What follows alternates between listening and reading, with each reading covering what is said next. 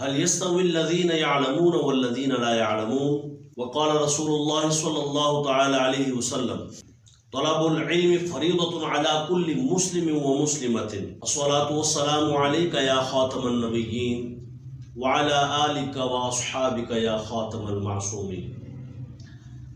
عزیز طلباء کرام، حضرت حافظ قاری محمد عرفان نقشبندی صاحب، پرنسپل و محتمم ادارہ انوار القرآن نقشبندیہ،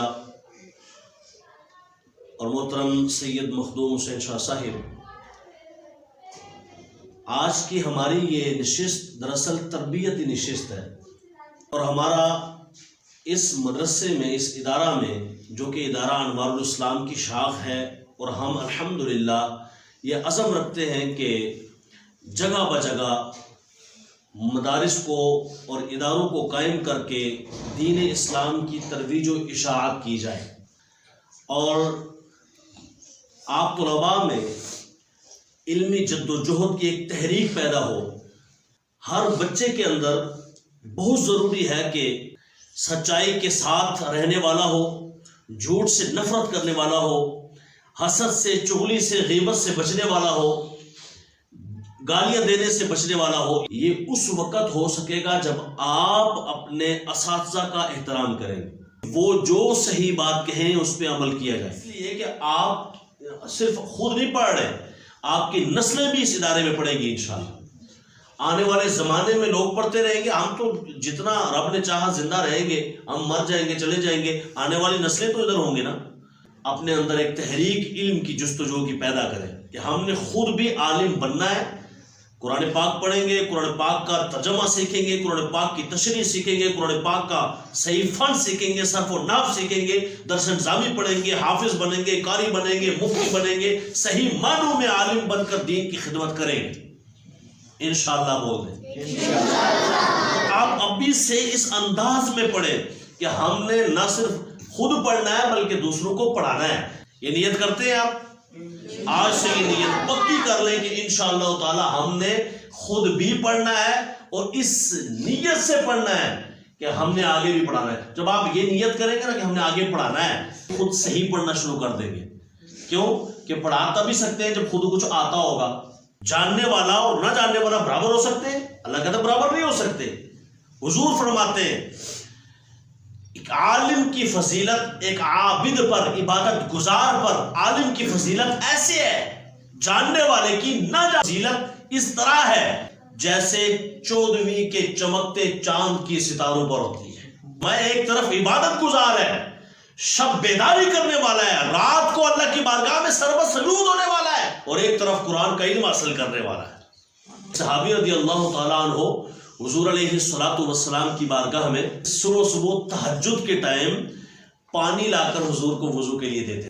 حضور نے دعا فرمائی، یا الہ العالمین مجھے وضو کروانے والے کے علم میں اضافہ فرما۔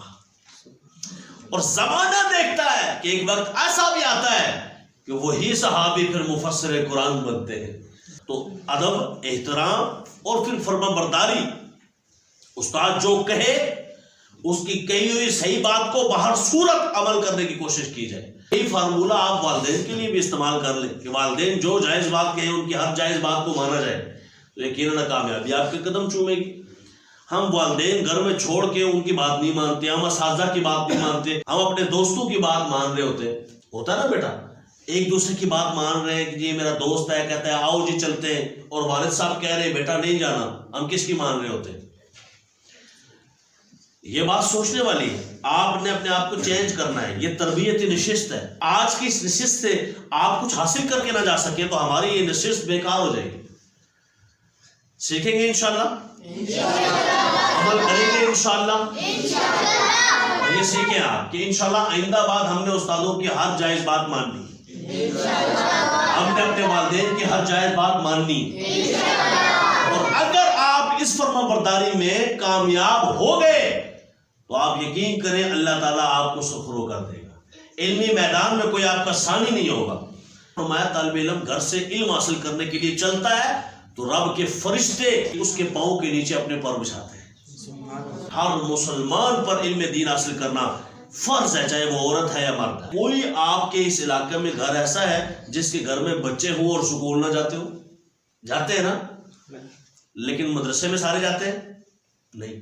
آپ بتائیں جب آپ سکول پڑھتے ہیں اور سکول پڑھ کے گھر واپس آتے ہیں تو آپ میں سے کتنے بچے ہوں گے جو کہیں گے ہم ٹیوشن بھی پڑھتے ہیں نا؟ لیکن کیا قرآن پاک ایک مرتبہ پڑھنے کے بعد دوبارہ ٹیوشن پڑھتے ہیں؟ یہ المیہ ہے۔ اگر سکول سے چھٹی ہو جائے تو والدین تل ملا اٹھتے ہیں، جلدی جلدی ناشتہ کرواتے ہیں، سکول کے لیے جلدی جلدی تیاری کرواتے ہیں، سکول سے چھٹی نہیں کرواتے۔ مدرسے کے لیے یہ ذوق اور شوق والدین میں ہے نہیں۔ سکول میں کتنی دیر کے لیے جاتے ہیں؟ کئی گھنٹوں کے لیے، اور مدرسے میں کتنے دیر کے لیے آتے ہیں؟ 1 گھنٹہ، 1-1.5 گھنٹے کے لیے ان کو فکر ہے کوئی نہیں، 1 گھنٹے جانا ہے۔ اور یہ مسلمان کی اصل کتاب ہے، کون سی؟ اگر قرآن کو ہم نے بھلایا نہ ہوتا، یہ زمانے نے دکھایا نہ ہوتا، وہ معزز تھے زمانے میں مسلمان ہو کر اور ہم خار ہوئے تارک قرآن ہو کر۔ آپ بتائیں کیسا عجیب زمانہ ہے، انگلش کے الفاظ آتے ہیں، قرآن کے الفاظ نہیں آتے، کتنی عجیب سی بات ہے۔ اس کو پتہ ہے کہ کمانا کیسے ہے، اس کو نہیں پتا کہ عبادت کیسے کرنی ہے، نماز کیسے پڑھنی ہے۔ آپ اپنے والدین سے نماز سنیں، شاید آپ کو شرمندگی ہو کہ ہمارے والدین کو نماز ہی نہیں آتی۔ آپ اپنے والدین کو بھی اچھے انداز میں نماز کی طرف راغب کریں۔ دیکھیں آپ جب گھر میں جائیں گے نا تو آپ کا پتہ چلے گا کہ مدرسے سے کیا سیکھ کے آئے ہیں۔ جب آپ سکول سے جاتے ہیں تو گھر میں آتے ہیں اور گھر میں آ کے کوئی انگلش کا ورڈ یوز کرتے ہیں نا تو آپ کے والدین سمجھتے ہیں ہمارے بچوں نے بڑا کچھ سیکھ لیا جی۔ یہ بچے کی ڈیفینیشن کیا ہے؟ ہمارے ملک پاکستان میں تو قانون کے مطابق یہ ہے کہ 18 سال کا ہو تو بچہ ہے، 18 سال کا ہونے کے بعد لڑکا ہے، اس سے پہلے 18 سال تک بچہ ہے۔ لیکن شریعت میں ایسا نہیں ہے۔ 9 سال کی اگر بچی ہو جائے تو وہ بچی 9 سال تک تو رہتی ہے، 9 سال کی ہو جائے تو پھر وہ بچی نہیں عورت کہلاتی ہے۔ اور 12 سال کا بچہ ہوتا ہے، 12 سال میں پڑ جائے تو پھر وہ بچہ نہیں ہوتا، پھر مرد ہو جاتا ہے۔ 9 سال میں یا 9 سال کے بعد کسی بھی ٹائم بچی بالغ ہو سکتی ہے، اور 12 سال کی عمر میں یا 12 کے بعد کسی ٹائم بھی بچہ بالغ ہو سکتا ہے، تو اس وقت اس کے اوپر نماز فرض ہو جائے گی۔ نہیں پڑھے گا تو گنہگار ہوگا۔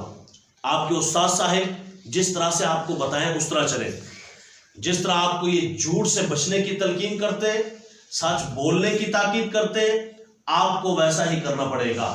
اور انشاءاللہ جھوٹ سے نفرت ہوگی، سچائی سے پیار ہوگا، اور نماز پنجگانہ ادا ہوگی۔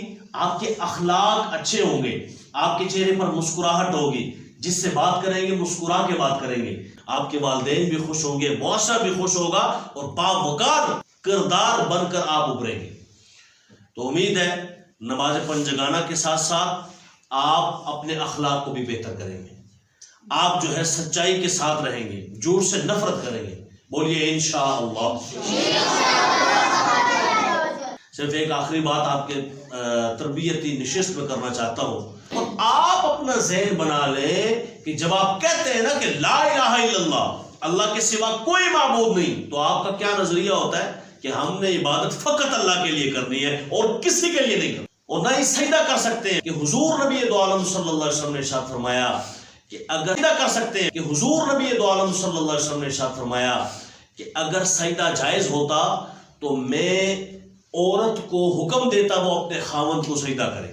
میری امت میں سجدہ جائز نہیں۔ بزرگوں کے مزار پر جانا باعث برکت ہے، وہاں اولیاء اللہ کے بلندی درجات کے لیے بھی دعا کرنی چاہیے، ان کے صدقے اپنی مغفرت اور دیگر جو مرادیں ہیں بندہ پیش کر سکتا ہے۔ یا اللہ اس ولی کے صدقے مجھے اولاد عطا فرما۔ لہذا نہ ہم عبادت کا سجدہ کرتے ہیں اور نہ ہی تعظیم کا سجدہ کرتے ہیں، سجدہ ہم کرتے ہیں فقط اللہ کے سامنے۔ ایک دوسرا پارٹ کلمے کا ہے محمد الرسول اللہ، محمد اللہ کے رسول ہے۔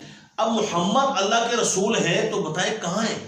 آپ نے دیکھے، اگر کوئی آپ سے یہ سوال کرے تو آپ اس کو جواب دیں کہ یہ سوال کرنا ہی جرم ہے، چاہے نظر آئے یا نہ آئے ہم نے ماننا ہے۔ تو کس شکل میں ہے محمد؟ جسم کے ساتھ کہاں پہ ہے؟ اپنے قبر میں۔ اللہ تعالیٰ ان کو دکھا رہا ہے، ساری کائنات ان کے سامنے ایسے ہے جیسے آگ کی ہتھیلی ہوتی ہے، حضور دیکھ رہے ہیں، ٹھیک ہے؟ اور وہیں بیٹھے بیٹھے حضور علیہ السلام جانتے ہیں اللہ کی عطا سے ہم کیا کر رہے ہیں، کیا بول رہے ہیں، کیا سوچ رہے ہیں۔ یہ عقیدہ ختم نبوت کا عقیدہ ہے۔ یہ ہے محمد رسول اللہ کا حقیقی معنی کہ محمد اللہ کے رسول